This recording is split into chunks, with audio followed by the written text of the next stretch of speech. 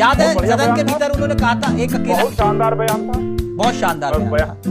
मैं उस बयान का स्वागत लेकिन अब आप कह रहे हो कि वो तो अकेले, आपने कहा कि सब पर भारी, लेकिन आज आपके अध्यक्ष कह रहे हैं कि 38 दल आपके साथ है, आपको जरूरत क्यों आन पड़ी? आप तो अकेले ही भारी थे सब पे। चावला साहब, जैसे मैं हमेशा निवेदन करता हूं कि जब मैं आप सवाल पूछते हैं मुझसे तो पूरा जवाब सुनिएगा। आपने फरवरी की बात की डेट याद दिलाया हमको, माननीय प्रधानमंत्री जी का बयान याद दिलाया, तो उनका नेतृत्व तो मान रहे हैं, उनकी फोटो लगा के सब अपने चुनाव क्षेत्र में जीतते हैं। ये भी बता दे रहा हूँ आपको, उन्हीं की फोटो लगाकर सभी चुनाव जीतते हैं। ये आपने बड़ी उधर कौन नेता है बताइए, एक नेता का नाम गिनाइए। नहीं, तो ये सारे नेता जो हैं मोदी जी की फोटो लगाकर ही चुनाव जीतते हैं। सारे नेता जीतते हैं भाई। अन्य जेपी नड्डा जी ने कहा कि 38 दल एनडीए में हमारे साथ हैं, 38 दल, 38 पार्टनर्स इस मीटिंग में पार्टिसिपेट करेंगे। तो आप मुझे 38 जो दल हैं वो प्लीज गिनवा सकते हैं कौन कौन से हैं वो 38 दल जो आपके साथ हैं? देखिए, एक हम लोग जो है भोजपुरी क्षेत्र के रहने वाले हैं जी सर। उसमें एक कहावत कही जाती है, नाऊ नाऊ कितना बार। वो कोई नौवा सर घोटवा रहे थे कोई, उसने पूछा कि भाई कितने बाल है, तो कहा साहब सामने आ रहा है। हाँ। कल देख लीजिएगा, कल दल गिन लीजिएगा। अच्छा, मतलब आपने हमारे ऊपर ही छोड़ दिया। मुझे लगा कि आप होमवर्क करके आते हैं, आप होमवर्क बहुत अच्छा करते हैं, मैं इसलिए आपसे पूछ रहा था ये 38 दल अगर आप गिनवा पाए कौन कौन से हैं। सर वो कल आप ही मीडिया में हैं, हम फिर आपके साथ बैठेंगे, एक दूसरे को हम लोग गिनवाएंगे। हाँ। जी नहीं तो 38 दल तो आप फिर तो उंगलियों पर गिनवा सकते हैं कि वो 38 दल कौन से हैं। कल दिखा देंगे, गिनवाने की क्या बात है। एक बात जानना चाह रहा था कि ये राजभर जी कह रहे थे कि बीजेपी की बैंड बजा देंगे, वो बयान आपने भी सुना होगा। अगर नहीं बैंड बजा पाया तो राजभर मेरा नाम नहीं। भारतीय जनता पार्टी का बाजा ना बजा दिया तो हमारा नाम ओम प्रकाश राजभर नहीं। राजभर जी ने कहा था ना कि मैं बैंड बजा दूंगा बीजेपी की। नहीं, एकदम राजभर, मैंने कह रहा हूं उससे भी भयावह बोला था, बैंड की बात ही छोड़िए आप। मतलब इस बात की गारंटी है कि वो बिन पैंदी का लोटा नहीं होंगे जैसे आप लोग कहते थे? अब नहीं, इसको देखिए, अगर आप एक प्रस्तोता के तौर पर बैठे हुए हैं तो राजनीतिज्ञों को गाली देना आप छोड़ दीजिए, क्योंकि कोई सत्ता का भूखा कोई भी ऐसा नहीं है जिसको सत्ता नहीं चाहिए। हाँ। जो पैदा हुआ है वो सत्ता की बात करता है। नहीं, मैं गाली नहीं दे रहा हूं, जो लोग आप भाषा इस्तेमाल करते हैं मैं वही सवाल कर रहा हूं। राजनीतिक दल मंदिर में कहीं पर हवन पूजन के लिए नहीं आते हैं, वो सत्ता के लिए ही आए हैं। बिल्कुल सही कहा। अजीत पवार वो परिवारवादी मानते हैं उनको कि नहीं? नहीं।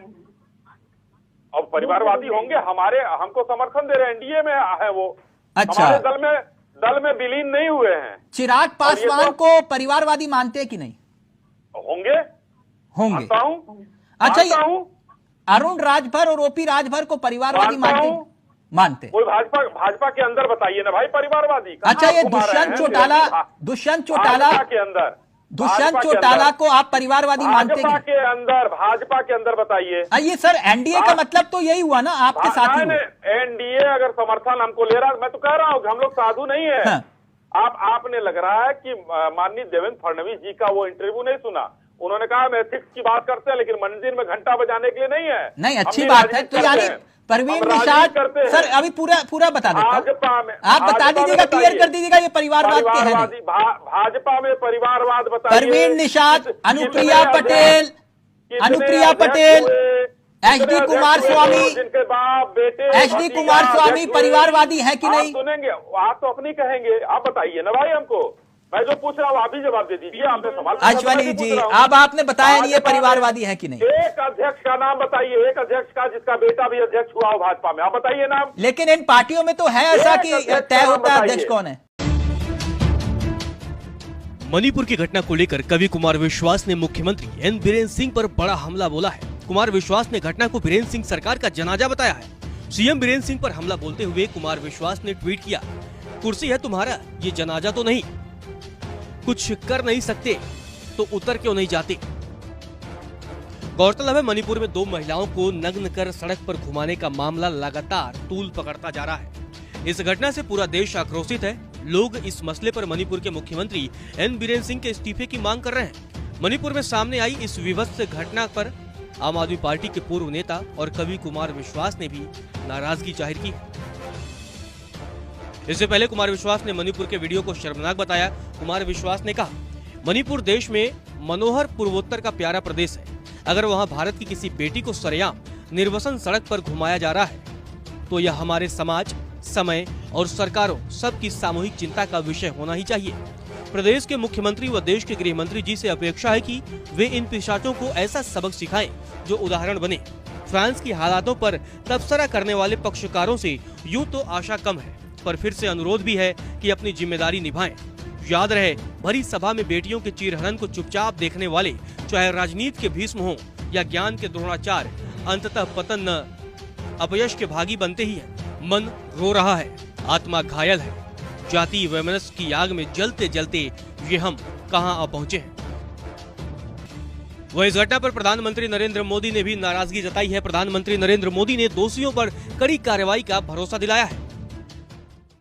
और मैं देशवासियों को विश्वास दिलाना चाहता हूं, किसी भी गुनहगार को बख्शा नहीं जाएगा। कानून अपनी पूरी शक्ति से, पूरी सख्ती से एक के बाद एक कदम उठाएगा। मणिपुर की इन बेटियों के साथ जो हुआ है, इसको कभी माफ नहीं किया जा सकता है। गौरतलब है, हिंसाग्रस्त राज्य मणिपुर में 2 महिलाओं से दरिंदगी से पूरा देश स्तब्ध है। कुकी समुदाय की 2 महिलाओं को नग्न कर सड़क पर घुमाने के मामले में सड़क से संसद तक हंगामा हो रहा है। आरोप है कि भीड़ द्वारा उनका गैंगरेप भी किया गया। घटना 4 मई की बताई जा रही है। इस घटना से पूरा देश गुस्से से उबल रहा है। मामले में सीएम बीरेन्द्र सिंह ने जांच के आदेश दे दिए हैं और दोषियों को कड़ी सजा देने का वादा किया है। लेकिन इस घटना के बाद सोशल मीडिया पर मणिपुर सरकार के खिलाफ लोगों का भड़ास निकल रहा है। सीएम के इस्तीफे की मांग बढ़ती जा रही है। नमस्कार, मैं हूं मानक गुप्ता। अगर आपको हमारा ये वीडियो पसंद आया हो तो इसे लाइक और शेयर जरूर करें। और हाँ, हमें सब्सक्राइब और फॉलो करना ना भूलें ताकि आप देश और दुनिया की कोई खबर मिस ना करें। तो जुड़े रहिए हमारे साथ और देखते रहिए न्यूज़ 24। सुप्रिया जी, अब आप जवाब दीजिए। वो कह रहे हैं कि हारे हराए, भ्रष्टाचार के आरोप में फंसे फसाए, भागे भगाए, ये सब लोगों की वहां पर आज जमघट लगी है और विरोधाभास तो मंच पर दिख रहा है। दिल्ली में कांग्रेस और आपकी जंग है भ्रष्टाचार के खिलाफ। इन्हीं अरविंद केजरीवाल ने सबसे बड़ा आंदोलन आप लोगों के खिलाफ किया। आज आप उनके साथ मंच पर दिख रहे हैं। पश्चिम बंगाल का जिक्र पीएम ने भी किया, जहां टीएमसी आपकी लड़ाई है, और वही येचुरी साहब भी कर रहे हैं।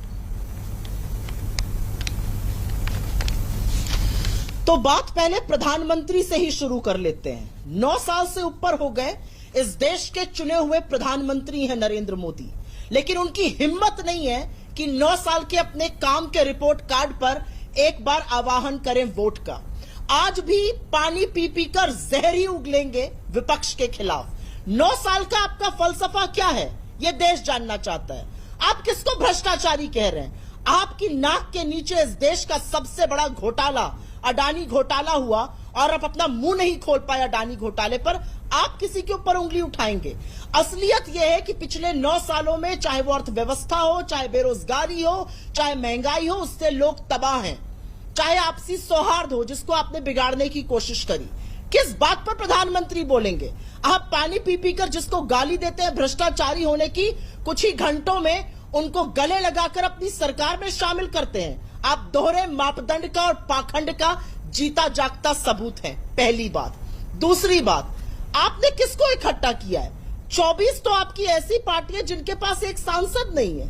मैं पूछना चाहती हूं, जो बड़ा राग अलापते थे एक अकेला सब पर भारी, उसको 38 की जरूरत क्यों पड़ गई? 2014 में तो आपके 14 एलाइज थे, अब आपके जो एलाइज है वो 38 क्यों हो गए? असलियत यह है कि समूचे विपक्ष को एक साथ देखकर, इंडिया को एक साथ देखकर आपके पैरों के तले की जमीन खिसक गई है और यह आपकी घबराहट और बौखलाहट है जो आपको विपक्षियों को दुश्मन और इस तरह की बातें कहने को मजबूर कर रही है। मैं उनसे ज्यादा अपनी बात करना चाहती हूं और 10 सेकंड में अपनी बात खत्म करूंगी।